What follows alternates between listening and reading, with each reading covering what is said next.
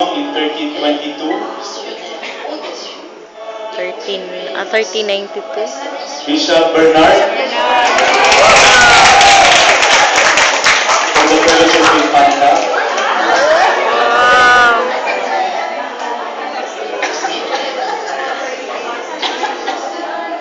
Thomas You must know Aquinas. more the Prince Bishops than I do.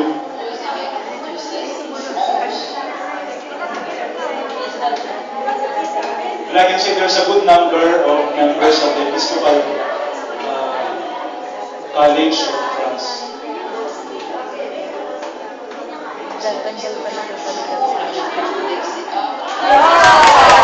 Yes, Archbishop of Rennes. Thomas Aquinas was the first to be beatified at certain place.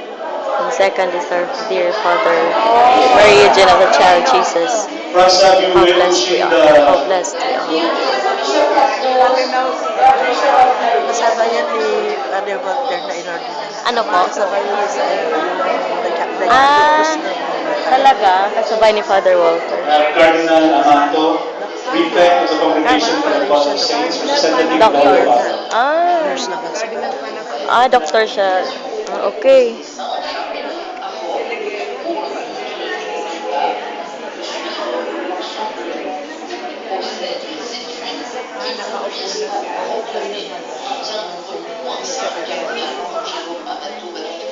Si Pastor.